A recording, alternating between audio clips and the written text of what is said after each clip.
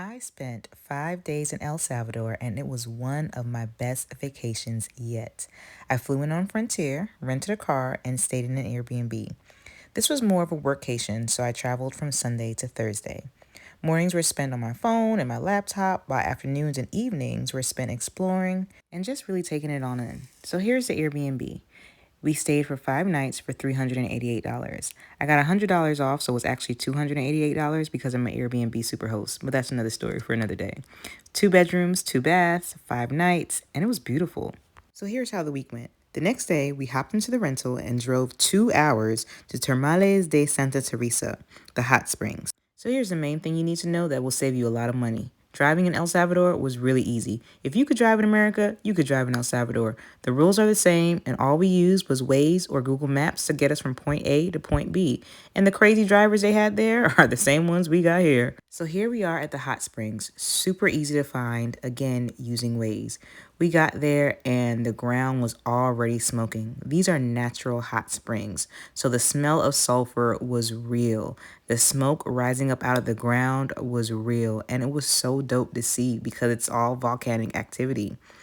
We opted for the $25 entry fee that actually included a mud bath and lunch. There were a couple of other options as well, but the $25 option just seemed to give us the most bang for our buck. So when we first walked in, we had no idea where to start in order to maximize our time there. But we did end up running into this lady who was willing to help us and brought us straight back to the mud bath area.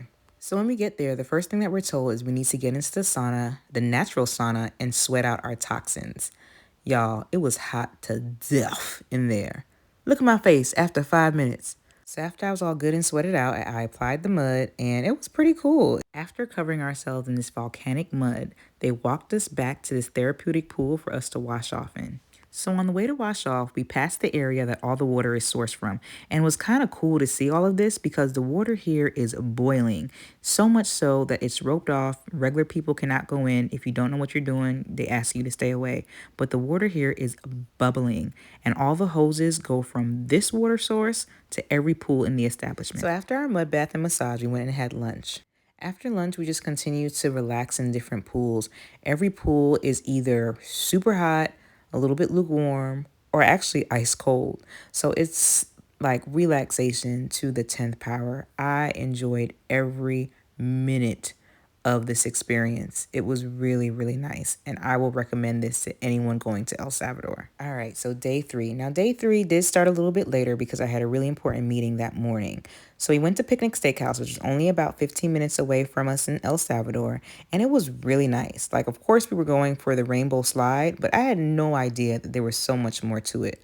First of all, it's a real theme restaurant. Everything is set up like a picnic, but of course, it's a steakhouse. The food was absolutely amazing. The decor, the engagement, the people, it was a really nice place beyond just this slide. So of course, it took a few pictures, walked around a little bit, and then we got to the slide. It was only $5 for each ticket, so we went, got a little $5 ticket, and got in line. The line really wasn't that long because, again, it's shoulder season, so it was really out there. And check this out, y'all.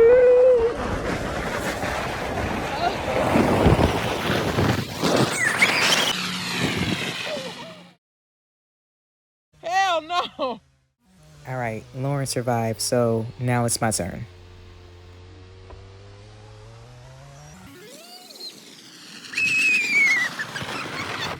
Yep, that's me, but y'all know how I got here. All right, on with the video. Now, that slide was dope, my favorite word. However, if you don't want to do the slide, there's a lot to see because it is a themed restaurant with beautiful landscaping. The place has lots of character.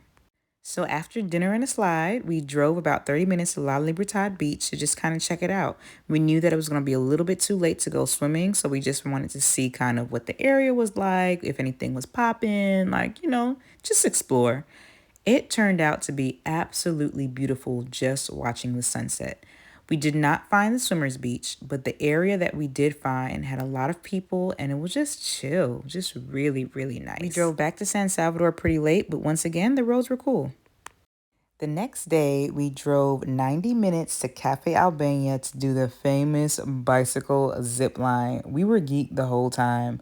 But we did realize we were driving in the same direction that we went to that thermal spa. So if I were to do this again, I would definitely do the zip line and thermal spa on the same day. That's just an FYI. We enjoyed the drive anyway. So we got to Cafe Albania, and the first thing we did is go to the box office to buy our tickets. They were very clear about no refunds, because I guess people chicken out all the time. But not us, though, because we were ready for it. So here we are heading to the bicycle zip line. Like, we were really geeked about it. We had already paid by this point. We had already given that man our ticket, so there was no turning back. You know, all those emotions that you get, excitement, nervous, all of that. They locked us in real good. Couldn't get a helmet to fit Lauren, but they pretty much told her, hey, just don't fall off the bike and you'll be all right. Yeah. Yeah. Anyhow, so we went ahead with our bike riding, and I'll hush. You guys watch.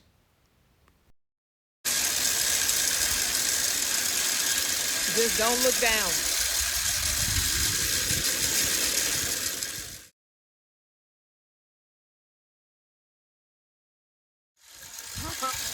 Oh, I can't look around.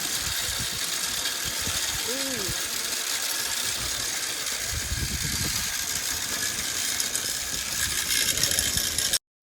Y'all see how hard I was concentrating? Lauren was doing all that talking, and all I needed to do was stay steady on that bike.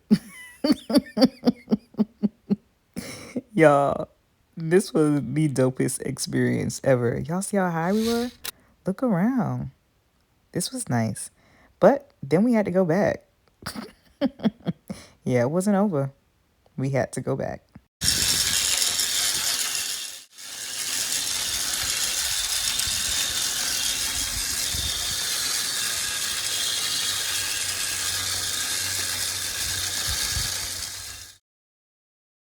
Needless to say, we did finish strong.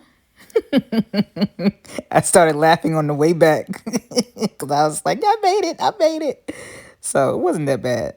Then we found a slide, another slide that they seem to have just built. And of course, your girl tried it.